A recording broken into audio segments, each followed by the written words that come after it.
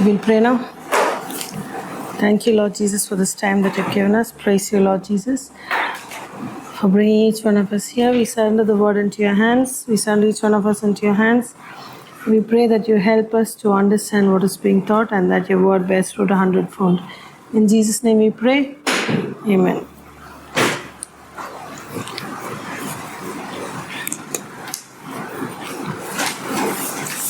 Okay. So, do you know last week's memory was? Say. Blessed be the God and Father of our Lord Jesus Christ, and the Father of mercy, and God. And what's the second one? John 14, but the Comforter, even the Holy Spirit,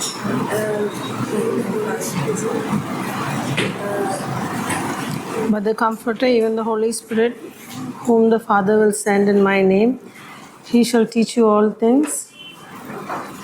and bring it to remembrance all that I said unto you. Oh, yes. So, our Father in heaven is the God of all comforters.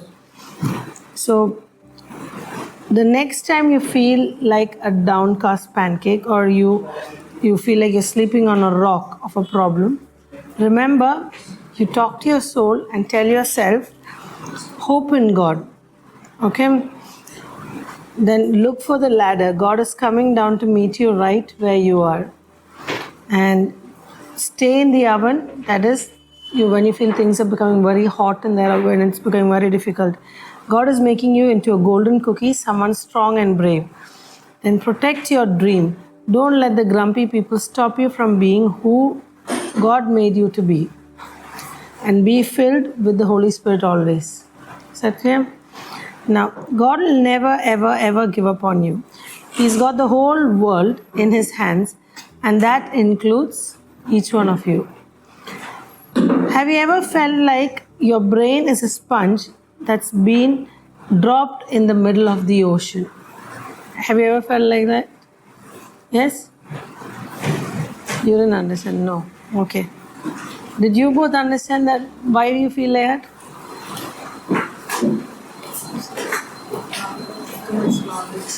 Huh? Too much knowledge. Very good.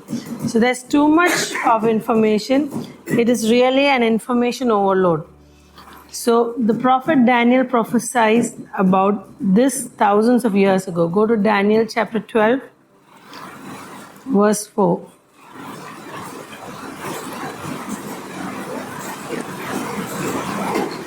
And read. Read. Still Daniel shut up the words and sealed the book until the time of the end. Many shall run to and fro, and knowledge shall increase. Oh, yes. But you, Daniel, shut up the words and seal the book until the time of the end. Many shall run to and fro, and knowledge shall increase. People are running everywhere. They are Googling, they're TikToking, they're podcasting, they're reading. But we have more information than any humans in history. But here's the problem. You can have a giant brain and still have a very tiny cold heart. Have you seen people like that?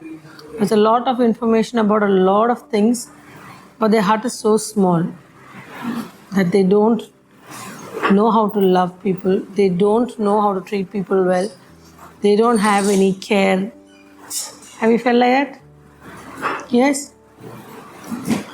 Now the Apostle Paul wrote a letter to his spiritual son Timothy.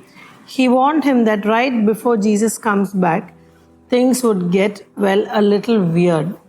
Now go to 2 Timothy chapter 3. 2 Timothy chapter 3 verse 1 to 5. And read. 2 Timothy chapter 3 verses 1 to 5. Read.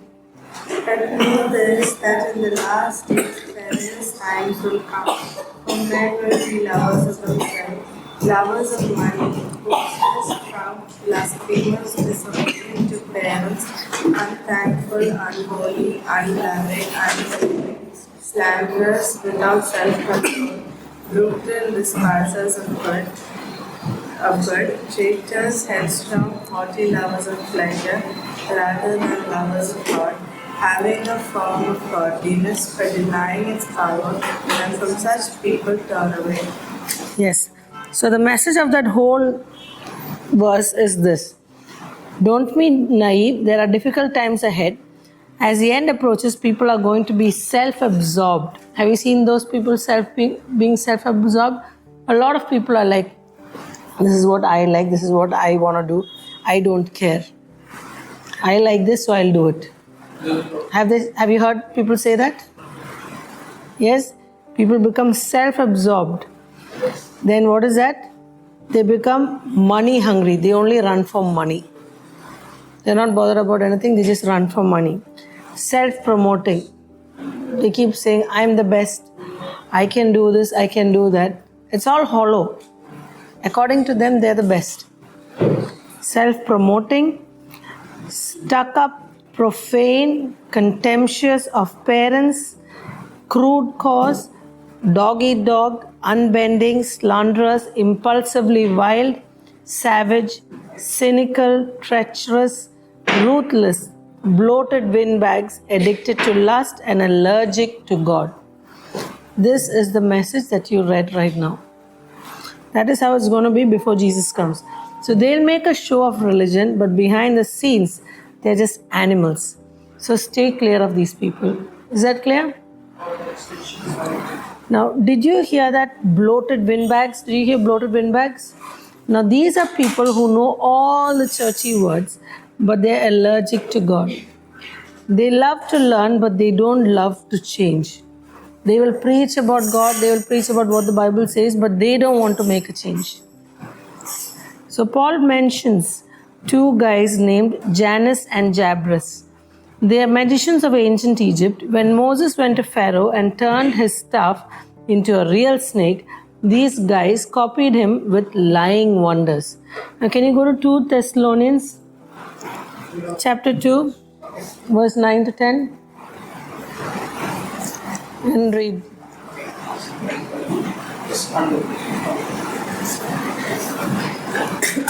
The coming of the lawless one is according to the working of Satan, with all power, signs, and lying wonders, and with all unrighteous deception among those who perish, because they do not receive the love of the truth, that they might be saved.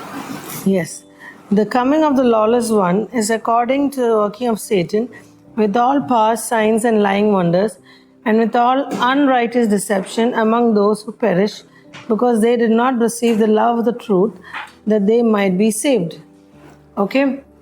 Now, they had the knowledge of how to do magic tricks, but they didn't know the truth. They ended up looking pretty silly when Moses' snake ate up their snake. Are you aware of that incident in the Bible? When Moses came to meet Pharaoh and he talked to Pharaoh, and Pharaoh did not listen, and then he put the staff down and turned into a snake. But then the magicians also did something and two other snakes came. But what did this big snake do? It ate up their snake. You know what, as a homework, just read up that in the Bible, okay? Now, where was I? Yes, that brings us to our big detective verse for today. Go to 2 Timothy chapter 3, verse 7 and read. 2 Timothy chapter 3. Verse 7 and read.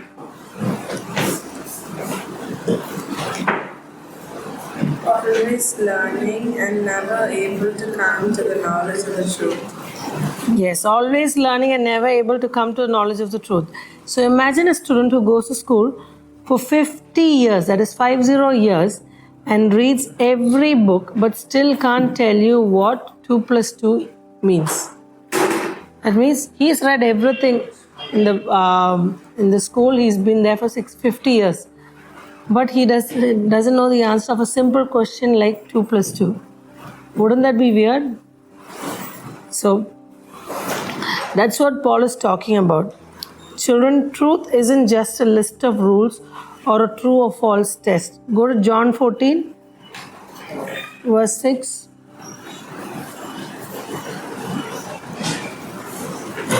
And read.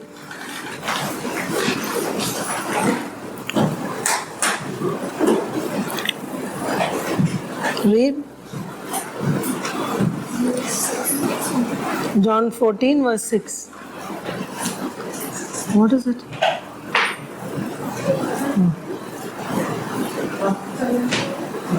Okay, John 14, verse 6. Read. Jesus said to them, I am the way, the truth, and the life. No one comes to the Father except through me. Yes, I am the way, the truth, and the life, and no one comes to the Father except through me.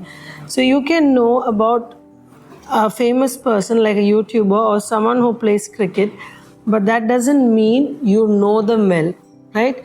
You might follow that person, you might have heard interviews about that person, but that doesn't mean you truly know them. Now, truth is someone you meet, it's Jesus. How do we know the truth? Do we just read about it? The truth? No. Let's look at John 8. Go to John 8, verse 31 to 32. And read.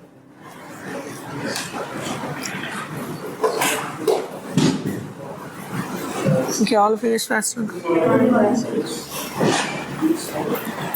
Read. And Jesus said to those Jews who believed him, if you abide in my word and are my disciples indeed, and you shall know the truth, and the truth shall make you free. Yes. Then Jesus said to those Jews who believed in him, if you abide in my word, and you are my disciples indeed, and you shall know the truth, and the truth shall make you free. Okay? So imagine I want to learn how to swim. I read the big book of swimming. I memorize the history of everything that swimming needs. I know the chemistry of chlorine and everything in the water, but I never get in the water. Will you become a swimmer? Huh? Will you become a swimmer then? No. But you have all the knowledge about swimming. You know how the water is supposed to be. You know the things that you need for swimming. You know the physics of how to work. You know everything. But will you become a swimmer? No. That is what actually happens to a lot of people.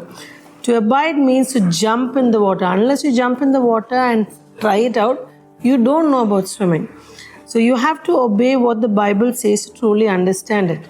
So when there's no point in reading the Bible, knowing knowing all the Bible stories, knowing what Jesus said, knowing whatever Jesus talked to us through Paul and different people in the Bible. There's no point in that unless you actually make it effective in your life. Understood? You all would say, yes, I know the story. You all would say, yes, I know this verse. Like every week you're memorizing a verse. But are you actually using those verses in your life? Are you doing it? No. Then what are you then? You're not even close to the truth. So when you finally get in the water and obey Jesus, something amazing happens. It's called salvation. Go to 1 Timothy 2, verse 3 to 5 and read.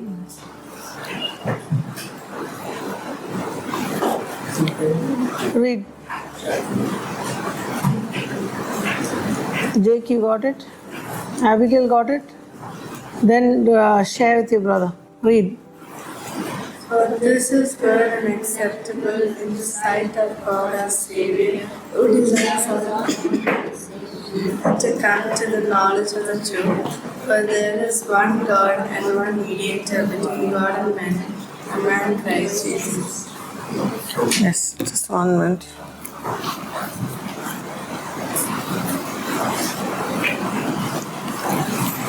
So, for this is good and acceptable in the sight of God, our Savior, who desires all men to be saved and to come to the knowledge of the truth. For there is one God and one mediator between God and men, the man Christ Jesus. So God doesn't just want you to be a smarty pants, He wants you to be saved. Is that clear? Now, knowledge of the truth moves the gospel from your head all the way down to your heart. When you know the truth, not when you just read the Bible, but when you know the truth, when you get into the water and start, applying that word into your life, it goes into your heart. Now, there is the trick. Now, here is a tricky part. Why do some people learn but never get it? It's because of a big word called repentance. Do you know what repentance means? What does it mean? Asking God to forgive us. Asking God for forgiveness. So, what Pastor calls it is de-rascalization. What is it? Have you heard of that word? Yes? If you have been coming to church, you have been hearing that word many times. So, go to 2 Timothy chapter 2. And the reason I said you've heard that word many times is Pastor Uncle has used that word many times.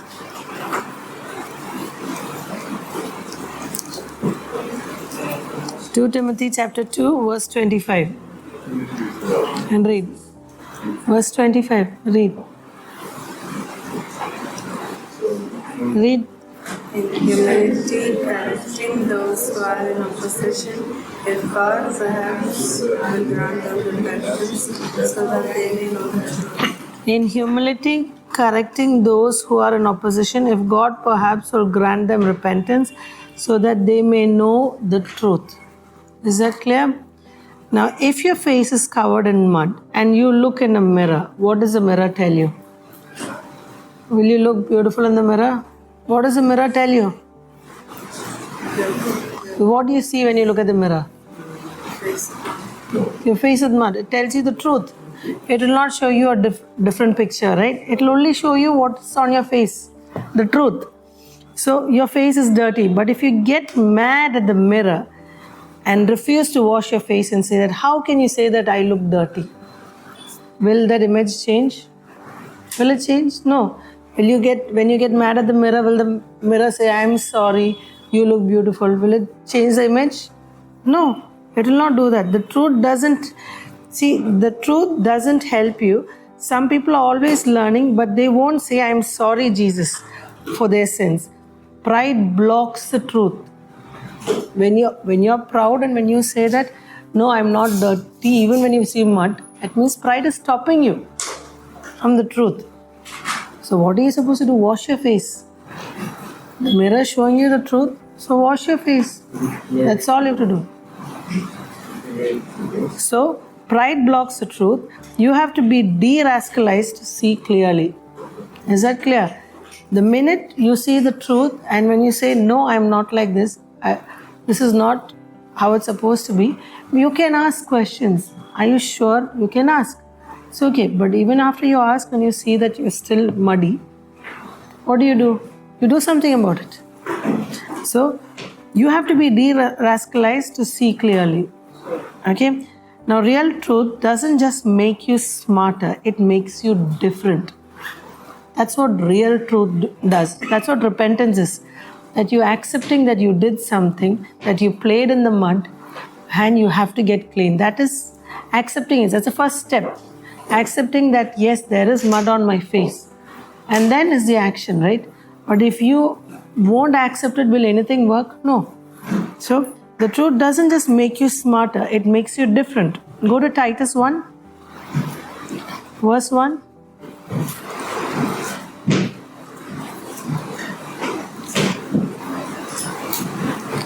Abigail, if you didn't get it, it's okay, you share with your brother. Titus 1 verse 1, read.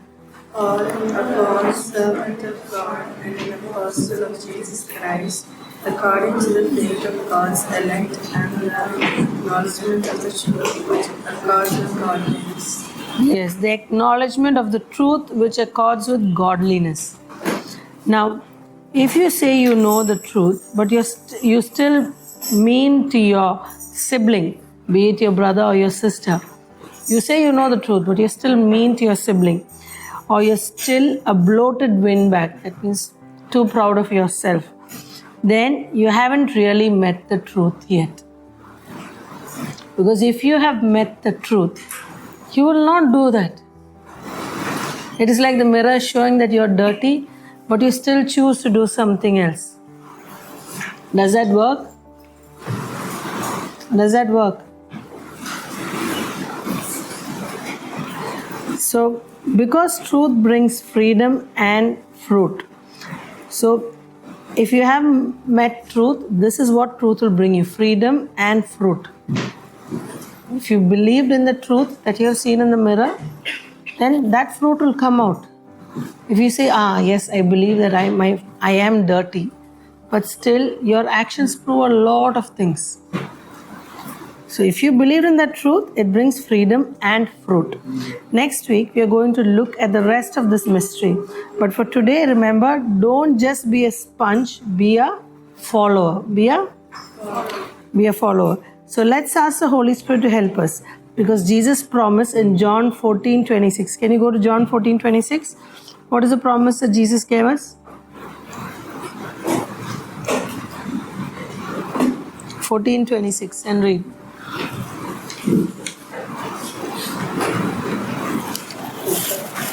Read.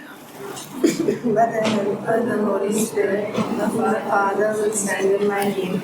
He will teach you all things and bring to your remembrance all things that I said to you. Yes, but the Comforter, even the Holy Spirit, whom the Father will send in my name, he shall teach you all things and bring to your remembrance all that I said unto you.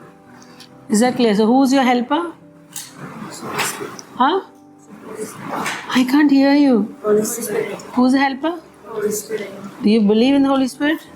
Do you believe he's there with you? So who's your helper? Holy Spirit. He should hear it. So, but the Comforter, even the Holy Spirit, whom the Father will send in my name, he shall teach you all things and bring to your remembrance all that I said unto you. So, Lord, can you all repeat this with me? Lord, help us not to, Help us not to. help us not Help us not just to be just to be always learning, always learning, but to be but to be always loving always loving, and always obeying always obeying. you. De-rascalize De-rascalize our hearts our hearts today. today. Amen. Okay. Now you have to memorize 1 Timothy chapter 2 verse 3 to 4. Can you go there? 1 Timothy chapter 2 verse 3 to 4 and read. For this is good and acceptable. Wait, is everyone there? Okay, look at Jake Chetton's phone. Rachel. 1 Timothy chapter 2 verse 3 to 4. Okay, now read. For this is good and acceptable in the sight of God our Savior, who desires everyone to be saved. My goodness, all I heard is mumbling. Read it out clearly. For this is good and acceptable in the sight of God our Savior, who desires all men to be saved and to come to the knowledge of the truth. Yes. For this is good and acceptable in the sight of God our Savior, who desires all men to be saved and to come to the knowledge of truth. Is that clear? Shall we pray? Thank you, Lord Jesus, for teaching us your word and for bringing each one of us here. We surrender all of us into your hands. We pray for protection. We pray for good health. We pray for boldness and for guidance throughout this week, to spread your word to those who are lost out there, and also remind us of whatever we have learned so far so that we can use it in our lives. We can walk through whatever your word says and that it bears fruit. In Jesus' name we pray. Amen.